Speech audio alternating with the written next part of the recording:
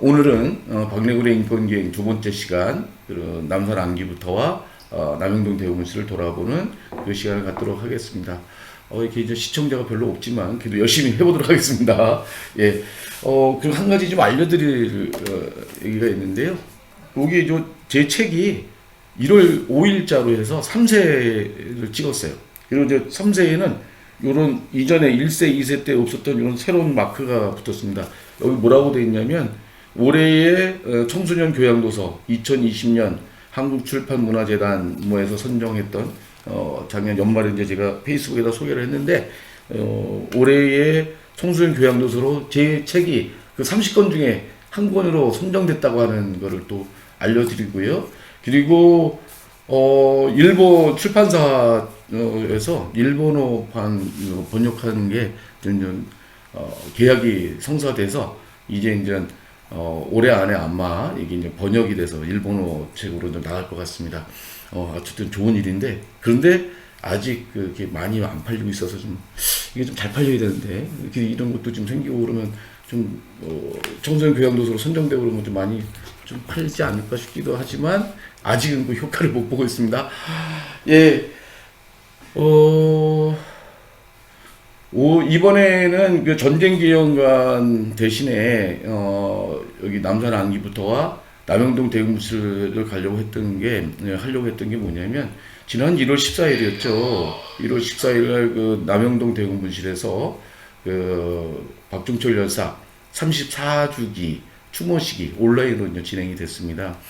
그래서 여태까지 이제 박종철 열사 추모식은 남영동 대우문에서 진행되긴 했지만 이제 바깥에서 했었거든요. 근데 온라인 추모제를 하면서 바로 509호 그 앞에서 하다 보니까 더 생생하게 많이 들어온 것 같습니다. 예, 지금 몇 분이 이제 들어와서 채팅방에 이렇게 이게 글도 남겨주시는데, 예, 반갑습니다.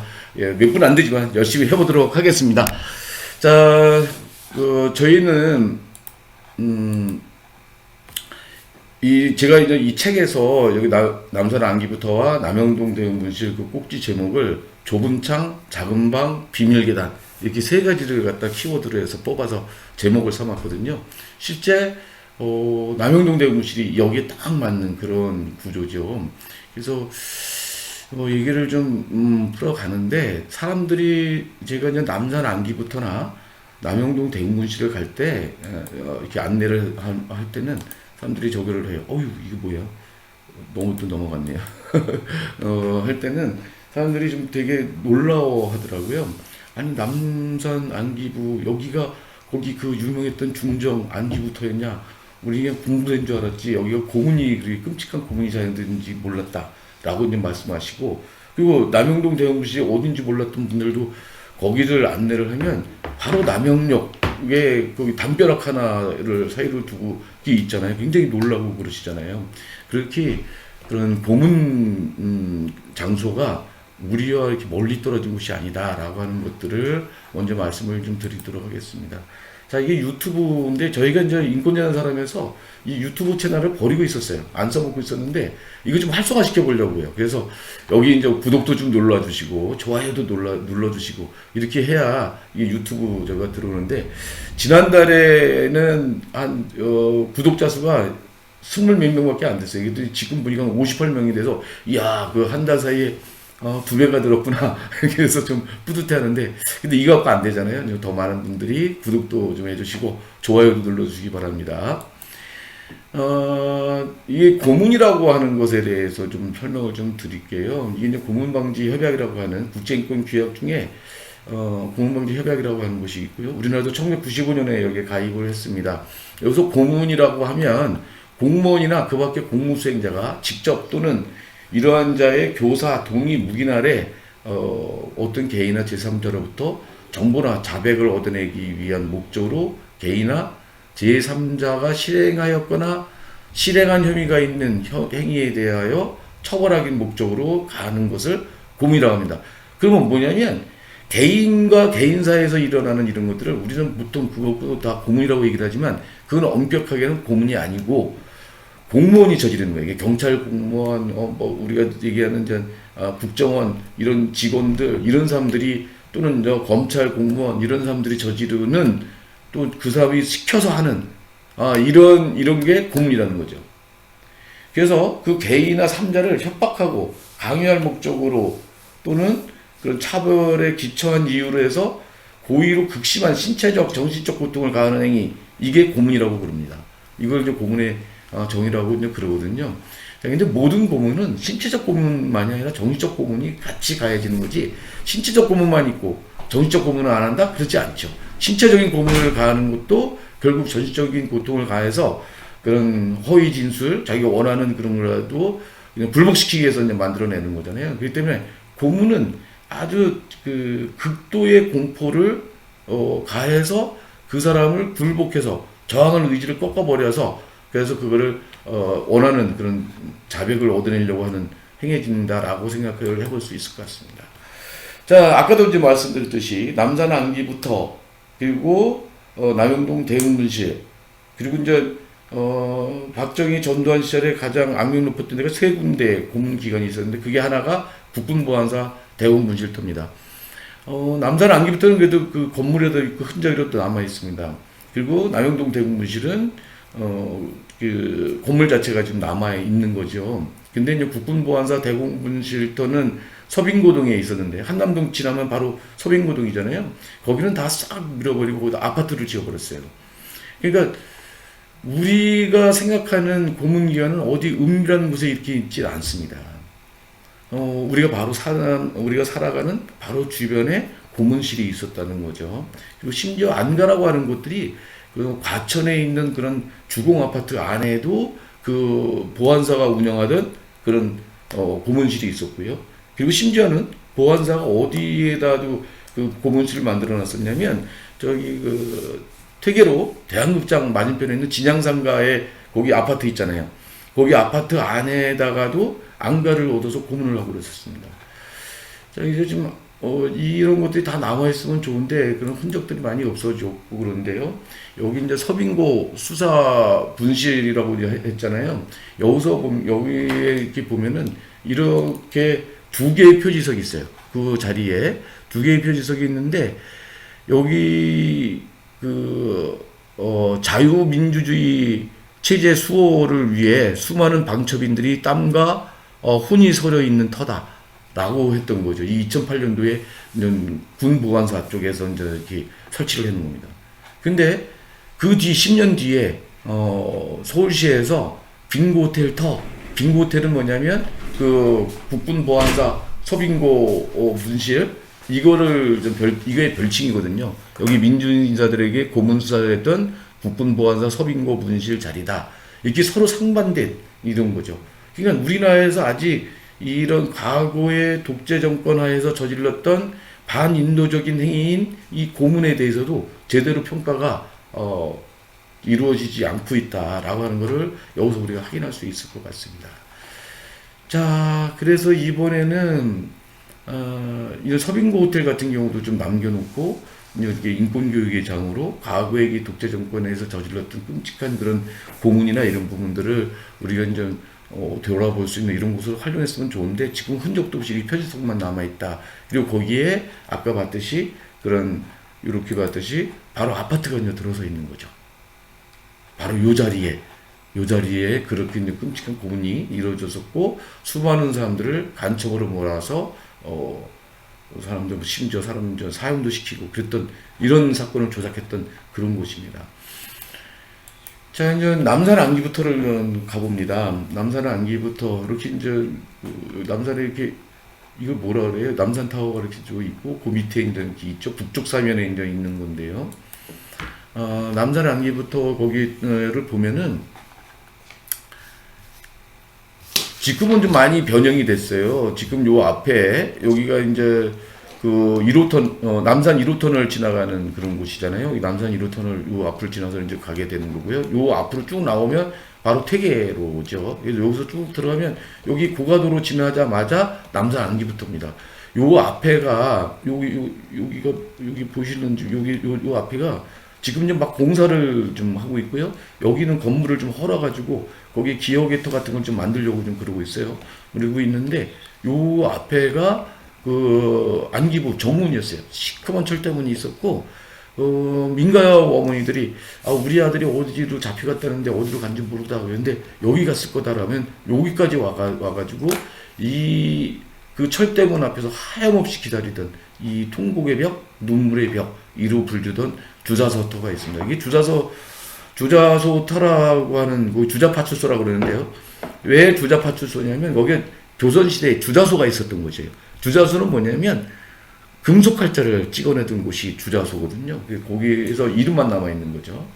그리고 이제 여기 이제 쭉 들어가면, 여기 이제 예전에 지금 이제 상암동으로 옮겼지만 TBS 교통방송이 있었고요. 그 뒤에 지금도 있는 서울소방방재센 본부가 있고, 거기 좀 더 들어가면, 서울 문학의 집이 있습니다.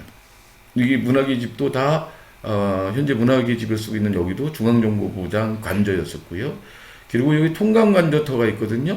여기에 이제 위안부 할머니들의 그런 거를 기억하자라고 하면서 이제 기억의 터 이렇게 만들어져 있거든요. 여기 통강관저터입니다. 거기를 가면 여기 중앙정보가 시작됐다는 그 별관터가 있는데 여기 지금 공터예요. 여기서 이제 시작이 됐다고 이제 그러는 거고요. 그리고 서울 유소수대 여기가 중앙정보부 안기부의 본부였던 거죠. 그리고 이따 좀 보여드리겠지만 여기 서울종합방재센터가 지하에 있습니다.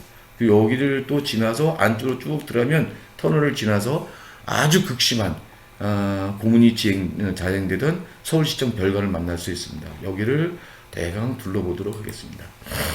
자, 아까도 이제 말씀드렸듯이요. 거기 주자파출소 터를 또 지나서 쭉 올라가면 그 삼거리가 나오고 삼거리에서 쭉 올라가면 여기 문학의 집이 있습니다. 이 문학의 집이 중앙정보부장이 있던 공간이에요. 이 김재규 같은 사람도 여기서 먼저 있었던 거죠.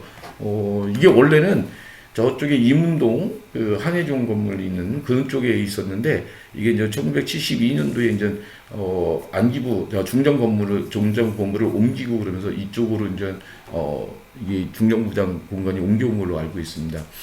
사실 이제 중앙정보부나 안기부 같은 경우는 지금의 국정원도 뭐 무시무시한 그런 데겠지만 당시 이제 중앙정보부나 안기부는 훨씬 더 무시했던 그런 곳이죠. 그래서 정치인들이나 기업인들, 뭐 언론인들, 그 시위하는 그런 학생들 또 재야 인사들 여기가 뭐 다 여기 와서 고통을 당하고 그랬던 거죠. 그리고 중앙정보부에서는 그 유신헌법도 여기서 초안을 만들고 할 정도로 어마무시한 이런 곳이었던 것이에요. 여기를 총지휘하는 중앙정보부장의 공간이 지금 서울 문학의 집 서울 이런 걸로 좀 활용이 되고 있습니다.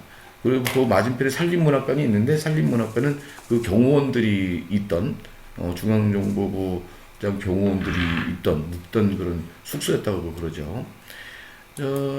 그리고 이제 우리가 잘 아시다시피 서울 유소호텔 이 건물이 이제 굉장히 상징적이잖아요. 여기 이 건물이 있는데 여기가 중앙정보부 안기부 본부 건물입니다. 그래서 여기 이제 그 중앙정보부장 그 집무실도 있었고 그랬고요. 그리고 이 건물은 되게 유명한 여기서 가장 여기를 거쳐간 사람 중에 가장 유명한 사람은 김대중 전 대통령이죠. 그래서 1980년에 신군부가 이제 김대중 내란음모 사건을 조작할 때 여기에 김대중 대통령과 그 연루됐던 사람들, 그 사건에 연루됐던 사람들 여기다 가다 놓고 고문을 가고 그랬던 거죠. 그리고 이제 그 맞은편에 서울종합방재센터가 있고 그 입구가 보입니다. 그래서 지상으로 드러난 모습은 이거밖에 안 돼요. 요거만 보이죠. 근데 이거는 지하 3층 그런 건물입니다. 거기는 때에 따라서는 유치장으로 쓰고, 그래서 수감 장소로도 쓰기도 했고, 그리고 이 본부 건물하고 이 지하로 연결되어 있어요. 근데 저는 지금 지하 터널을 한번 좀 가보고 싶었는데 지하 터널을 막아놔서 들어가 보지 못했거든요. 근데 이제 여기를 들어가 봤어요. 이거는 우리가 화면에서 TV 화면이나 이런 데서 이제 볼 수가 있는데 어떤 데 볼 수 있냐면 뭐 홍수가 났다든지 서울 시내 홍수가 엄청 났다든지 장마가 지고 그럴 때 여기에 이제 스크린이 막 보여지는 많은 그런 방이 있잖아요. 이런 걸로 지금 쓰고 있습니다. 여기가 중앙정보부의 지하 벙커가 있었던 곳이기도 하고요. 때로는 또 유치장으로 쓰기도 했고 또는 거기서 고문도 가지고 하고 그랬던 곳이기도 하죠. 뭐 그래서 자, 근데 요거는요, 여기는 이제 최종길 교수, 현장 사진입니다.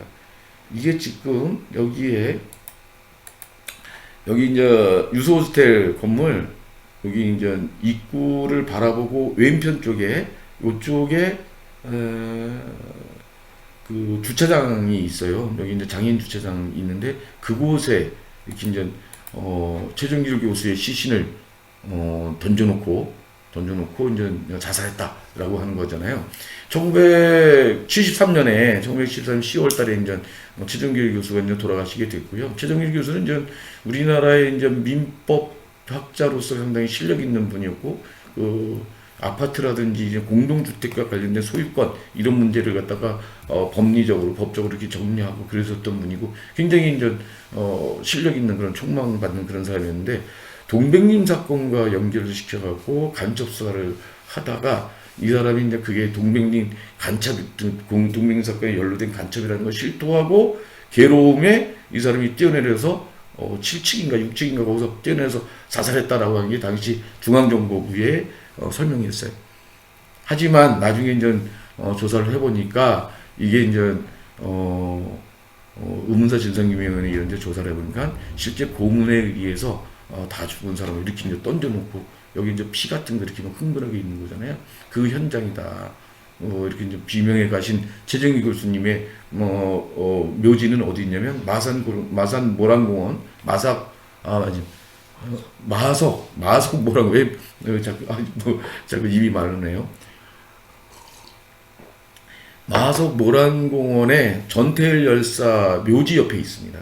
그때도 그 전태일 열사 묘소를 거기다가 이제 마석모란공원으로 이제 그 거기에 이제 쓰게 됐던 이유도 당시 이제 마석모란공원이 이제 서울에서 가기 어려운 곳이에요. 사람들 찾아가지 못하도록 일부러 굉장히 위떨어지는 곳에 가 있는 거. 그러니까 거기다가 전태일 열사 묘지를 만든 거죠.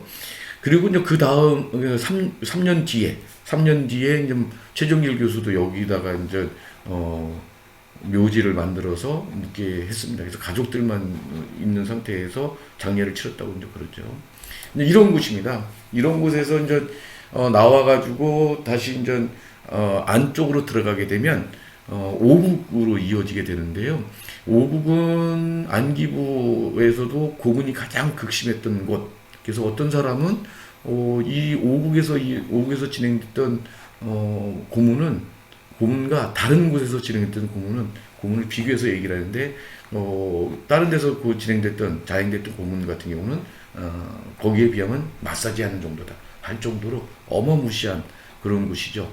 자, 거기 갈 때 이런 터널이 나오고요. 여기 터널 옆으로 이렇게 보면, 지금은 이제 담장이 하나도 없어져갖고 그냥 다 내려다 보이는데, 그렇지만 남산 한옥마을이 이제 보이잖아요. 남산 한옥마을을 왼쪽으로 끼고 쭉 이제 따라 들어가면 이런 터널을 만나게 되고요. 이런 터널 끝에 그 5국 가장 끔찍했던 그런 고문이 자행됐던 그런 곳으로 가게 됩니다. 여기 5국을 지나가는 이 터널은 좀 비 오는 날 이런 날 좀 그리고 이렇게 좀 흐린 날 이런 데 가면 으시시해요. 그리고 여기에 소리길이라고 해가지고요. 소리가 이렇게 진짜 나옵니다. 이렇게 문 따는 소리, 물 내리는 소리, 또 이렇게 자갈 같은 거 밟는 소리, 이런 것들을 일부러 설치를 해놨어요. 여기 5국으로 가면서 이 소리를 통해서 고문의 그런 것들을 간접 체험을 할 수 있도록 이렇게 만들어주는 거죠. 이런 것들인데, 이게 지금 갈 때마다 고장이 나갖고 제대로 나오질 않더라고요, 요즘에는. 그래서 이 터널을 지나서 이렇게 보면 이런 건물이 생깁니다. 지금은 사람들이 그냥 무심히 지나갑니다. 이쪽에 남산별관이라고 돼 있잖아요. 서울특별시청 남산별관으로 돼 있는데, 이게 이제 중앙정보부 5국 건물이에요. 이 5국, 6국 이렇게 돼 있던 거는 그때그때만 바뀌어갖고 사람마다 이제 기억은 다 다른데, 그냥 통칭해서 5국이다라고 생각을 하시면 될 것 같습니다. 바로 이 건물 옆에가 남산 1호 터널이에요. 그래서 옛날 여기 가서 이제 고초를 당했던 분들 얘기를 하면, 찝차에 태워져서 눈이 가리워져서 또는 고개가 숙여져서 이렇게 가다가 갑자기 오른쪽으로 꺾어 들어가더라는 거예요. 그리고 그런 철대문 여는 소리가 나고, 그러고 나서 이제 차에서 내려가지고 이게 지하로 끌려갔던 이런 경험들 얘기하거든요. 바로 이쪽으로 끌려온 겁니다. 이쪽으로 끌려왔는데 여기에 눈이 가려진 채로 억센 그런 사내들한테 끌려 내려와서 이쪽으로 바로 올라간 게 아니라 이 뒤로 들어갑니다. 이 뒤로 들어가게 되면 뭐가 있냐면 이런 계단이 있어요. 이런 계단이 있는 겁니다. 이런 계단이 여러분들이 지금 이 화면 이 사진을 통해서 좀 보실지 모르겠지만 여기 모든 지하로 내려가는 요쯤에 여기에 지하 1층으로 통하는 계단참이에요. 보통은 계단참이고 여기에 이제 문이 있고 그래서 지하 2층으로 들어가게 돼 있죠. 근데 여기는 문이 없어요. 문이 없고 곧바로 지하 2층으로 쭉 내려갑니다. 지하 2층에 놓고 가게 되면 어디냐? 바로 고문실이죠. 지하 2층입니다. 이게 이 사진은 이제 권기봉이라고 하는 그런 여행책을 많이 내신 분이더라고요. 이분의 사진이 있어요.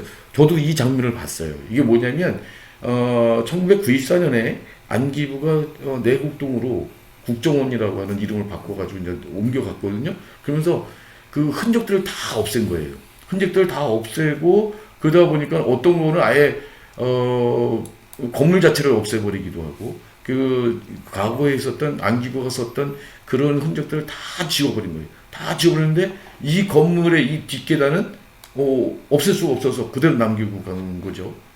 그나마 좀 다행입니다. 자, 이렇게 해서 여기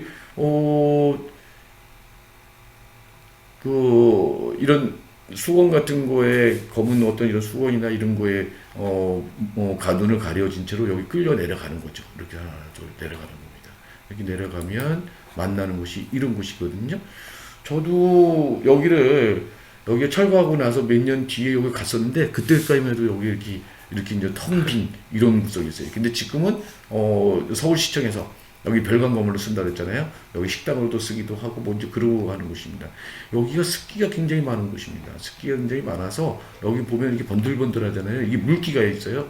그리고 여기 이제 그 벽에다가 베니다 합판을 조금 다 대놨었는데 그 베니다 합판이 다 곰팡이가 쓸고 그럴 정도 되게 습기가 많은 곳이더라고요. 여기가 지하 2층 고문실입니다. 그러니까 방금 전에 여기 눈이 가려져갖고 쭉 계단을 내려오자마자 고문실로 가는 거죠. 여기 이제 방 칸칸이 이렇게 이제 나눠가지고 여기다가 남자든 여자든 수감을 했었고 여기서 그렇게 무지막지한 고문을 자행했던 거죠. 여기에 들어오면 나중에 민주화가 되고 나서는 그래도 이제 20일 정도의 고문을 당하고 이제 검찰로 송치가 되고 이제 그랬지만 그 전에는 보통 이제 여기 오면은 이제 몇 달씩 있기도 하고 하는 거예요. 40일, 50일 여기서 이제 고문을 당하면서 그러다가 보면 결국 고문 당하다가 이제 지쳐서 굴복해갖고 그냥 불 거 다 불고 뭐 이러고 그러는 거죠. 그랬었던 이런 곳입니다. 뭐 황대건 씨 그때 한번 제가 여기 들어갔었거든요. 근데 황대건 씨도 그때 이제 눈을 가려진 상태로 갔으면 거긴지 아닌지 잘 몰라요. 여기 갔던 사람들이 다 그래요. 여기에 이제 정확하게 그 장소를 기억하는 사람들이 없습니다. 그런 것들은 이제 다 비밀리에 다 통제를 하고 그러는 거죠. 제가 이제 여기 남산 안기부 여기를 가이드를 하면서 안내를 하면서 사람들을 이렇게 이제 고문 피해자들 용기를 내서 쫓아오거든요. 쫓아와서 그러면 이 사람들이 진짜 거기서 바들바들 떨어요. 그리고 옛날에 그 고통 때문에 지금도 그 앞에서 서면 막 울고 막 그래요. 그렇지 않겠어요? 그리고 이제 임수경 씨도 여기서 이제 한 20일 정도 있었는데 임수경 씨 같은 경우도 지금도 남산 1호 터널을 지나가지 못한대요.